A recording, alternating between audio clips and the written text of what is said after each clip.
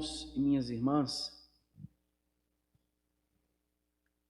essa liturgia, ela, para nós, tem um foco muito claro, a palavra. Quantas vezes nós não sentamos nestes bancos, quantas vezes você que está em casa já não abriu a Sagrada Escritura para ler, para meditar a palavra? Mas é importante aqui rever-se a cada encontro com o Senhor que nos sugere um caminho de reflexão, um caminho de aprofundamento, rever-se, revisar-se, entender em que ponto estou e ir a convite do Senhor para dentro, partir de Cristo e ganhar novas raízes dele em minha história, em minha alma. E para isso, eu começo essa nossa conversa com uma pergunta a você. O quanto você está atento ao que ouve numa missa? Quanto está atento a quando se senta nos bancos do templo, ou a quando está em casa, se volta para assistir à missa? Quanto está atento ao que ouve naquilo que está vivendo? O que entra nos ouvidos aqui, o que sai do altar e entra nos ouvidos, vem do alto. É palavra que sai da boca de Deus. O que brota deste altar da palavra, o que brota do altar do sacrifício é palavra. Vem da boca do céu, vem da boca do Pai. E qual a minha reação à palavra que me toca e me convida? Qual é a minha reação ao que ouço e recebo em uma missa? Qual é a minha reação? Para nós cristãos, sentar-se aqui nunca é a mesma coisa. Ouvir as palavras nunca é a palavra da Sagrada Escritura, nunca é ouvir a mesma palavra, porque a cada tempo que Cristo vem, Ele encontra a mim num novo momento da minha história. E Ele me pergunta: como vai? Como foi até aqui? O que tens no horizonte?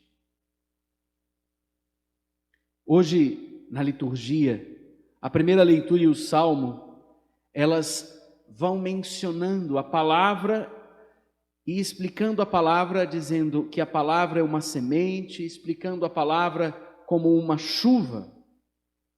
A palavra para nós é Cristo. Primeira leitura e salmo dizem isso. É Cristo que se movimenta, se aproximando e falando comigo.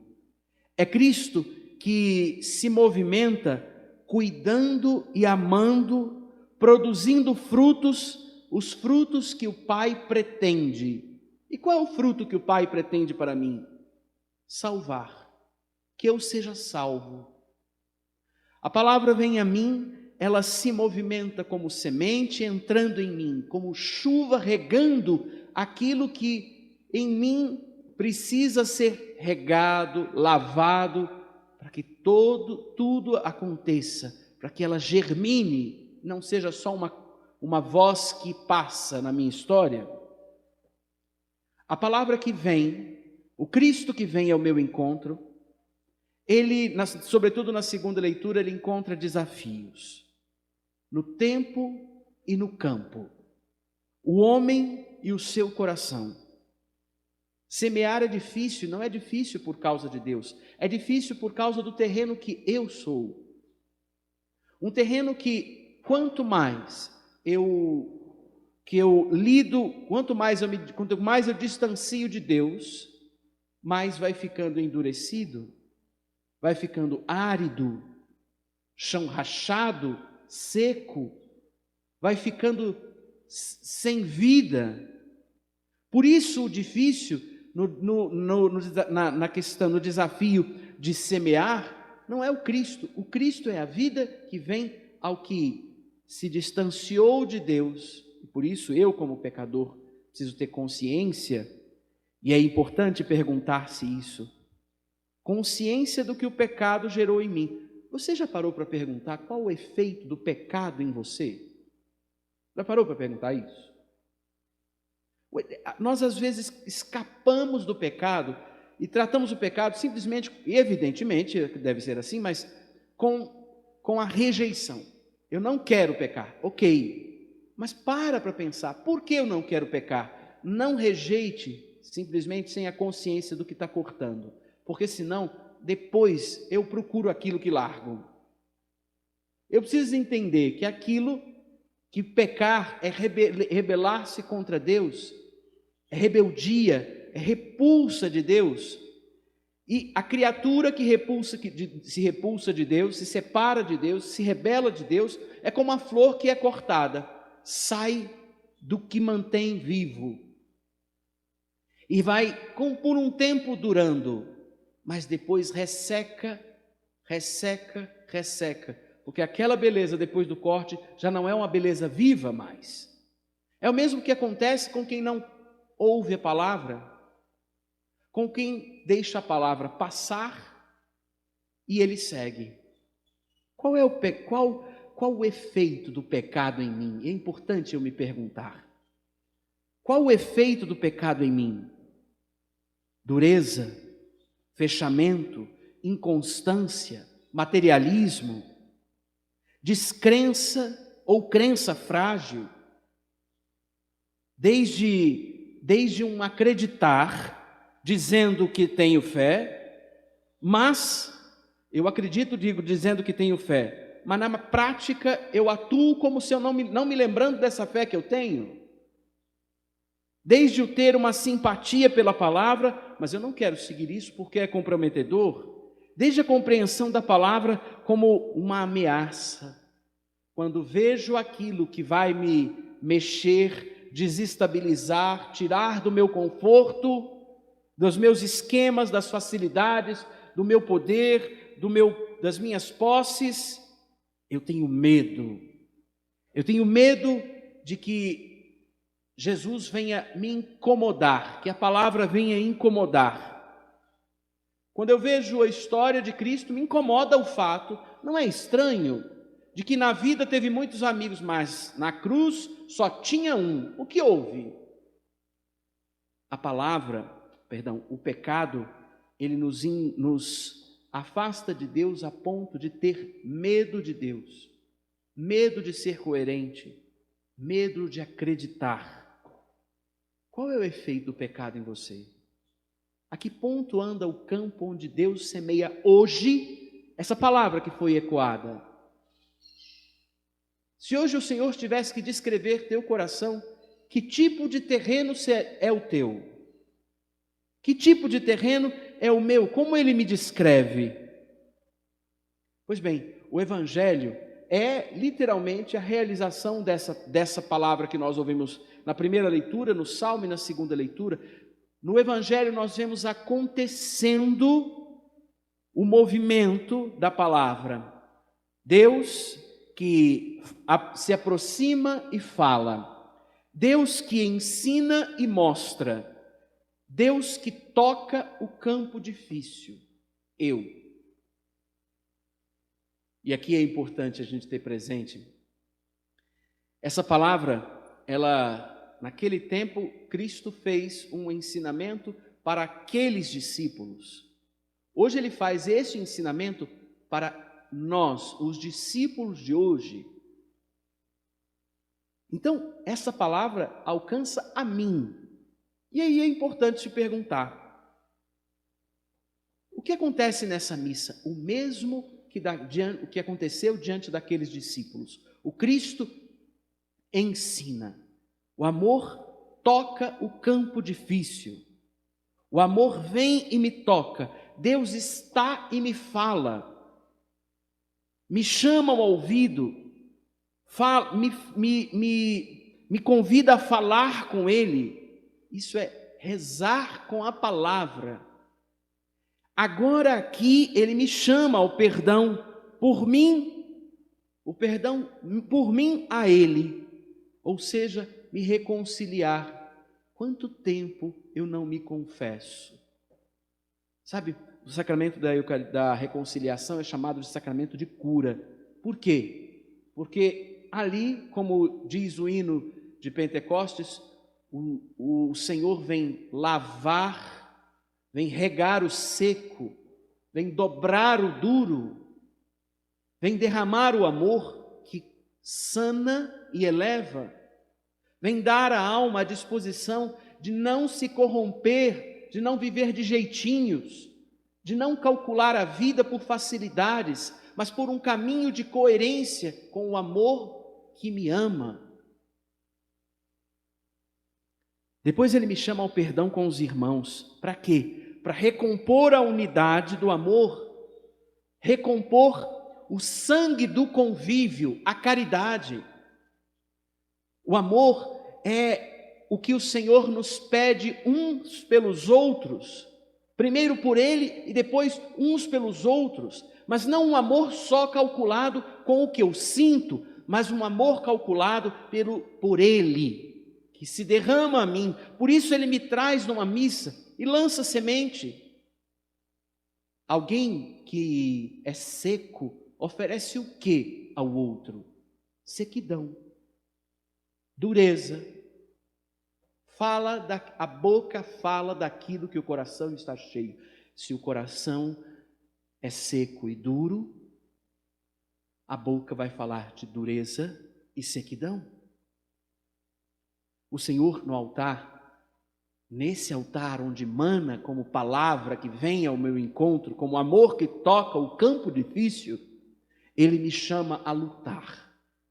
E lutar por uma razão muito simples. No caminho com Ele, amor e pecado não andam juntos. No caminho com Deus, no caminho da oração, amor e pecado não andam juntos. É inconsistente. O pecado é rebeldia. Como posso querer uma vida calculada pelo pecado, dizendo que quero Deus? Como posso querer uma vida me fazendo Deus e repulsando o Deus uno e trino? Lutar é aprender e deixar-se envolver pelo Senhor que brota do altar e me envolve, e me ama, e me cuida. Nessa missa, deixa a palavra tocar você. Deixa a palavra fazer efeito. Entrar e tornar-se a primeira voz dos nossos ouvidos. Como é interessante que, quando pecamos, nós permitimos tantas vozes e vamos compondo a nós mesmos em torno da pluralidade. Nós, cristãos, nos compomos a partir de uma voz absoluta, Deus. E lembro de uma das primeiras gravações de um Papa, gravações de televisão, de vídeo de um Papa, foi com o Papa Pio XII, e ele, quando perguntaram o que o senhor quer transmitir à humanidade numa primeira gravação, e ele disse 3 coisas: Deus, Deus, Deus. É curioso deixar a palavra ser a primeira voz. Já é, padre, de fato. O que ainda a palavra te indica para ela ser a tua primeira voz nos ouvidos? Deixa a palavra te explicar por que seu caminho é autêntico. Deixa a palavra te explicar por que ela é a verdade. Porque fora dela não há felicidade. Deixa a palavra fazer efeito. Nessa missa, baixa a guarda, porque Deus te ama e é fiel. A minha sugestão para você, a partir dessa liturgia, é como uma expressão concreta de acolhida da palavra. Nessa semana, decida-se por tê-la mais vezes na sua mão. O Papa Francisco nos disse que é sempre importante ter um evangelho no bolso. Hoje já existem edições pequenas para você colocar no bolso. Decida-se por ler a palavra mais vezes, rezar concretamente com ela. Como posso dizer que a palavra é minha voz se eu não a encontro, não a toco para que ela me toque? Atente-se à palavra, perceba a palavra, atente-se ao amor sugerindo a você rezar, perdoar, lutar. Eu quero terminar lembrando de uma situação que passei, acho que é um ano passado, um ano e pouco. Eu estava voltando para Brasília de um retiro e eu me lembro que eu gosto muito de escutar música quando estou quieto e enfim. Naquela hora eu me lembro, eu tinha um desses evangelhos no bolso, né? Fomos a São Paulo, fomos numa livraria católica e eu comprei aquele evangelho e coloquei no bolso, inspirado por essa ideia do Papa Francisco. E foi muito interessante ter o evangelho e o som para poder escutar.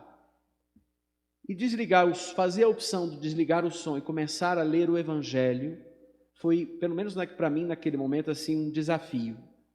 Quebrar uma rotina e compor outra. E era interessante o quanto o evangelho, apenas buscado, já oferecia rumos ao pensamento.